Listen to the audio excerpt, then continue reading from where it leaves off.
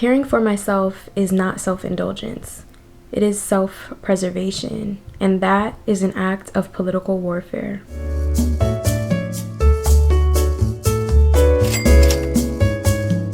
The term self-care, which we so commonly use today, was actually coined by writer, philosopher, and intersectional civil rights activist Audre Lorde in the 1980s when she wrote A Burst of Light during the final years of her life battling liver cancer. But when she used it, what did she actually mean? Her discussions of self-care as an act of political warfare were first and foremost an acknowledgement that we exist in a world where there are systems of oppression designed with the intent to cause harm, to kill. Self-care then comes in as radical resistance against these systems. Essentially a proclamation that I will survive in the hostile environment that you have created. I will not only survive, but thrive, even as you try to force my last breath. To understand the gravity of this concept, we have to understand Lorde's experience in the world. She was a Black lesbian woman born in 1930s America, an unimaginably hostile environment given her identity that existed at the intersection of so many different modes of oppression: racism, sexism, and heterosexism. Then in 1977, she was diagnosed with breast cancer, and 6 years later, she was diagnosed with liver cancer. In A Burst of Light, she wrote, "Battling racism and battling heterosexism and battling apartheid share the same urgency inside me as battling cancer. None of these struggles are ever easy, and even the smallest victory is never to be taken for granted. Each victory must be applauded because it is so easy not to battle at all, to just accept and call that acceptance inevitable." With this context, it becomes easier to understand the real urgent revolutionary origins of the concept of self-care. And it is from this point that we can begin to discuss the tragic evolution of it, from a real form of radical resistance to just another arm of oppressive late-stage capitalism, a commodity. In today's culture, self-care comes in the form of face creams, bath bombs, and cozy robes. It's yoga classes, spa days, and esthetician services. You can find self-care gift guides, best self-care beauty items, and life-changing self-care products. A concept that at its origin referred to intentional self-preservation in the face of violent oppression is now reduced to a commodity with a very superficial purpose. It's turned into buy this so you can feel good for a little and look pretty. Even worse, it's turned into a performance that ultimately serves corporations, the very entity that is oppressing us. Self-care has become a performance that serves corporations. What do I mean by this? Well, capitalism has created the concepts of corporations, commodities, and consumers. Corporations are privately owned entities whose primary reason for existing is profit. Commodities are the mechanism by which corporations profit. Things, whether tangible products or intangible products like services that can be traded, bought, and sold. Consumers then are the ones buying these commodities and thus fueling the survival of the corporation. Of course, a very important, arguably the most important ingredient to this whole system is the workers, the people who do the labor for the corporations. And this makes up the majority of society, including you and me. And within this system, we are forced essentially to play the role of both the worker and the consumer. There's much to be said about the working class, but for the purposes of this video, I want to focus on a specific type of worker that has been created in our society. The worker who is not paid to labor away in a factory, who is not paid by the hour to provide some service, but the worker who is paid to perform for corporations, to do a little dance and flash a pretty smile to garner attention, so they can then showcase a commodity that they want others to buy into.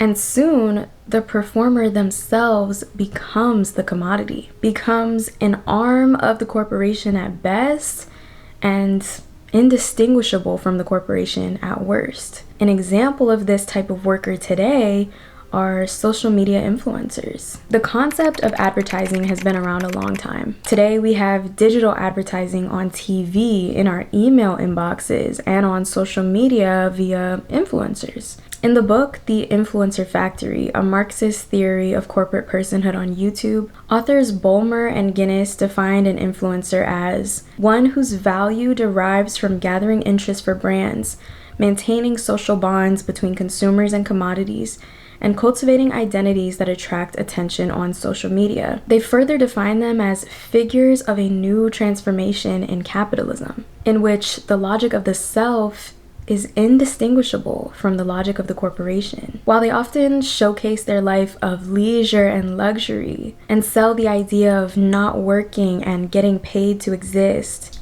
they are still working. But their work is a performance of their life and personality. So of course, they're gonna market their life and personality in a way that is specifically designed to be palatable and to garner lots of attention. Although we are given glimpses of their lives on our phones and computer screens, reveling in what seems to be extreme wealth, unboxing large hauls of products, organizing elaborate games and events, remodeling their homes, driving their cars, cleaning out their closets, these influencers are not our friends, even though we may imagine or desire them to be.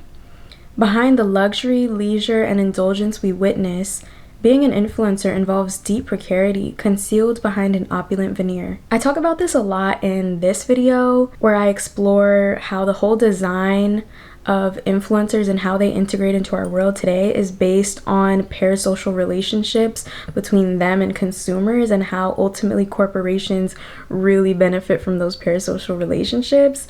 So that's an interesting discussion. If you want to hear more about that, check out that video. So how does this tie into the commodification of self-care? While influencers are not the only vessel for the marketing of self-care products and habits, they are a major one. They perform elaborate rituals full of products and services they bought or were gifted, and tell you directly or indirectly that you should buy them too. They tell you this is self-care and imply that it's how they stay so beautiful and happy. They'll be sure to say, I'm obsessed with this stuff. I'm gonna go buy 5 more from Sephora and you guys should buy some too. In the name of self-care, of course. They may be directly compensated by a certain brand via monetary payments or free products, or indirectly compensated via the establishment and subsequent nurturing of their relationship with that brand. If they don't actively work for a certain brand that they're showcasing products for, they want the brands to see their performance and hopefully want to work with them in the future, or give them free products, or invite them to an event. Hidden behind the guise of leisure and not working, their performance of self-care is their job. And the self-care itself is the commodity they're selling on behalf of the corporations that put money in their pockets and drain money out of ours.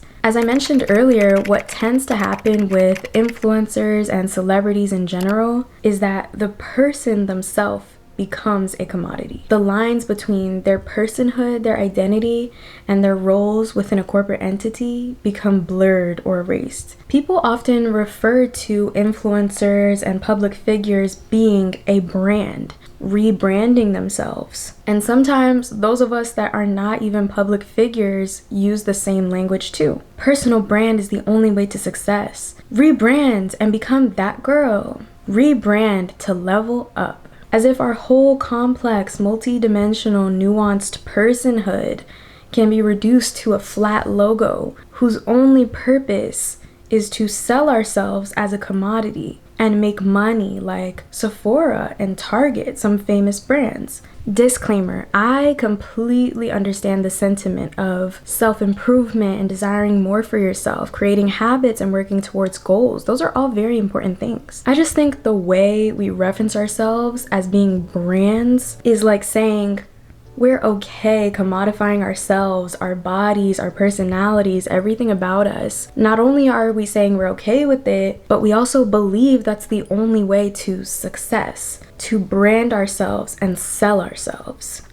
It's weird. But let me know what you think. Bollmer and Guinness define something they call the corpusine, a moment in capitalism in which individuals achieve the status of living, breathing, talking corporations. These people are putting on this performance of self-care that only benefits the corporations that profit off of our consumption of these products and services. This performance doesn't actually benefit us at all as people, as a society, aside from very superficial things like feeling good for a little or looking pretty. And the performance certainly doesn't acknowledge any of the socio-political underpinnings of self-care as a revolutionary act of resistance. All the performers of this so-called self-care are notably apolitical. They can have literally millions of viewers and followers and never once open their mouth to speak about the very real, palpable violence and oppression that's happening in our world. You'll never see them speak about Palestine.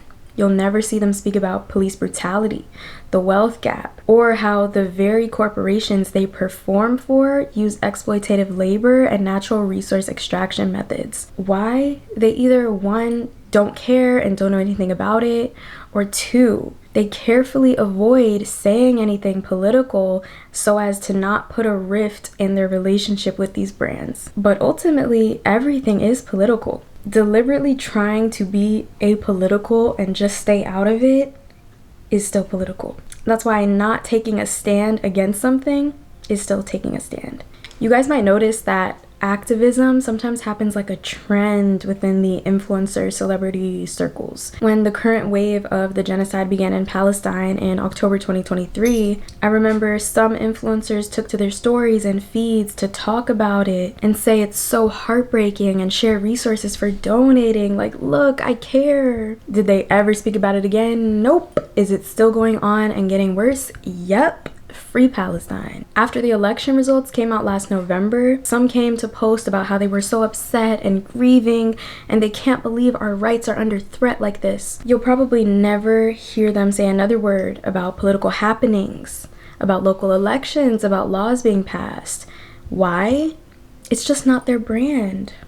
And I'm really not trying to attack people, and I'm also not here to speak on what they may or may not do off screen, right? Because I don't know. But my point is that what happens on screen is always a performance that they're getting paid to do. When Audre Lorde and other activists speak about self-care, they never meant pretty pink palatable performances. They meant deliberate behind the scenes methods of self-preservation and community so that individuals can persist in the fight for liberation and justice. What Audre Lorde once referred to as self-care is so painfully far from what it has become today. But there are many ways we can reclaim it. Just to reiterate, self-care is not some list of products and gadgets you can get on Amazon. And it's not the bougie exercise classes and spa passes that only people in certain tax brackets could even access. So what is it? It's getting enough sleep, eating home-cooked meals, moving your body in whatever way feels right for you. It's taking a day off to go out and have fun and laugh and talk to people. It's being intentional about your relationships and communicating your needs and feelings and what's going on with you. And ultimately, its goal,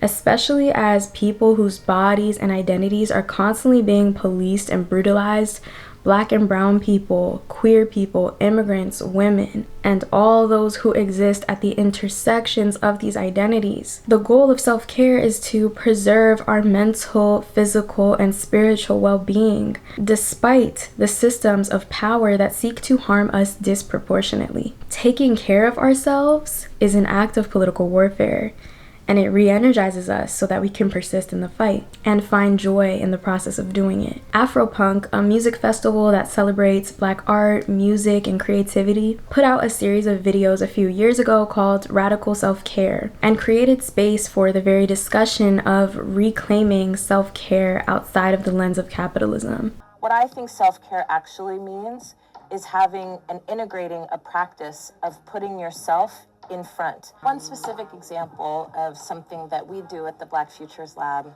before we start our meetings, we ask each other, how are you doing? What's something that's amazing that's happened to you this week? What's something that's causing you anxiety? It means that we incorporate into our work as activists ways of acknowledging and hopefully also moving beyond trauma. Cooking for each other, listening to each other, and create friendships that are psychotherapeutic bonds, you know. It's important to name what we already do, take credit for it first, and then just build upon it. I want to live the rest of my life, however long or short, with as much sweetness as I can decently manage, loving all the people I love and doing as much as I can of the work I still have to do. I am going to write fire until it comes out my ears, my eyes, my nose holes, everywhere, until it's every breath I breathe. I'm going to go out like a fucking meteor. So I hope you enjoyed this video. I hope it was helpful. Please let me know your thoughts in the comments, whether you disagree, whether you agree. I would love to hear them. If you like conversations like this, be sure to check out some of my past videos and hit the subscribe button and turn on your post notifications so you can be notified every time I upload in the future. I will see you guys in the next video. Bye!